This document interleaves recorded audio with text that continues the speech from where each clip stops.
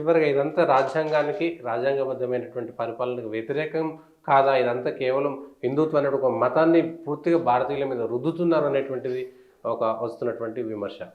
మన భారతదేశం రాజ్యాంగంలో కూడా మనకు పూర్తి హైందవ భావజాలానికి అసలు మొట్టమొదలు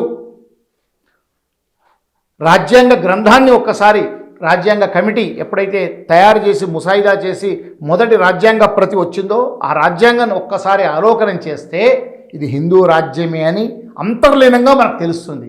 తర్వాత వచ్చినటువంటి పరిపాలకులు సెక్యులర్ అనేటువంటి పదాన్ని ఒక కుట్రతో జొప్పించారు తప్ప ఇది పూర్తి మెజారిటీ హిందువులు ఉన్నటువంటి హిందూ రాజ్యం. అలా అని మనమంతా సర్వే జనా సుఖినోభవంతు అని కోరుకునే మతం మనది. మన దేశంలో వాళ్ళు క్రైస్తవులున్నా, మహమ్మదీయులున్నా, జైనులున్నా, బౌద్ధులున్నా, ఇంకే మతం వారున్నా కూడా వారిని కూడా సగౌరవంగా వారిని గౌరవించి వారికి మర్యాదనిచ్చి వారి హక్కులను కాపాడి హిందూ ధర్మాన్ని కాపాడే విధంగా మన యొక్క మొదటి నుంచి ఉంటే దాన్ని సెక్యులర్ అని చెప్పించి హిందువులకు అన్యాయం అయ్యేటట్టుగా మైనారిటీలకు ఏదో మేలు జరిగేటట్టుగా తర్వాత కుట్రతో చేశారు తప్ప మనది మొదటి నుంచి హిందూ రాష్ట్రమే. ఇప్పుడిప్పుడే మళ్ళీ ఆ యొక్క మా రాజ్యాంగం యొక్క అసలు రూపం ఇప్పుడిప్పుడే వ్యక్తం కాబోతుంది. భవిష్యత్తులో ఇది హిందూ రాష్ట్రంగా కూడా ప్రకటించబడాలి.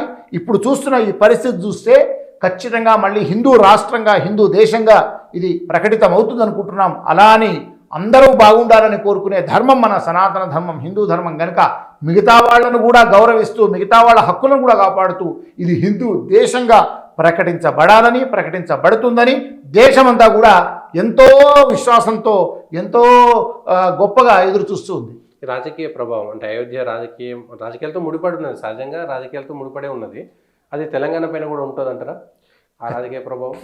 ఉంటుండొచ్చండి, ఖచ్చితంగా ఉంటుంది. ఇప్పుడు ఈ దేశం మొత్తానికి పరిపాలిస్తున్నటువంటి నరేంద్ర మోడీ ఒక గొప్పనైనటువంటి కార్యక్రమం చేస్తున్నప్పుడు ఆ కార్యక్రమం యొక్క ప్రభావం ప్రతి హిందువు యొక్క మనసుల్లో ఒక ఆనందపడేవాడు. ఆ ఆనందాన్ని రేపు ఎన్నికల రూపంలో ఏ రకంగా వ్యక్తం చేస్తాడనేది రేపు భవిష్యత్తు చూపిస్తుంది.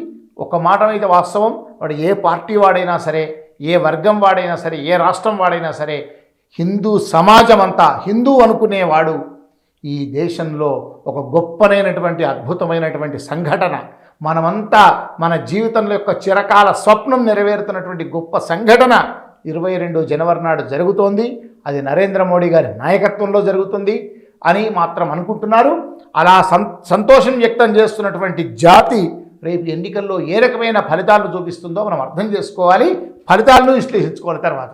ఓకే, థ్యాంక్ యూ శర్మ గారు. ఇది ఖచ్చితంగా రాజకీయాలకు సంబంధించినటువంటి అంశం ఉంది. రాజ్యాంగం ప్రకారమే భారతదేశం ఒక హిందూ మెజారిటీగా ఉన్నటువంటి రాజ్యాంగం ప్రకారమే అయోధ్యలో రామ మందిరం జరుగుతుందని, ఇది అయోధ్యతో ఆగిపోదు, భారతదేశంలో ఉన్నటువంటి అనేకమైనటువంటి ఆలయాలు పునరుద్ధరణకు వస్తాయనేటువంటిది మరి ప్రగాఢమైనటువంటి విశ్వాసం.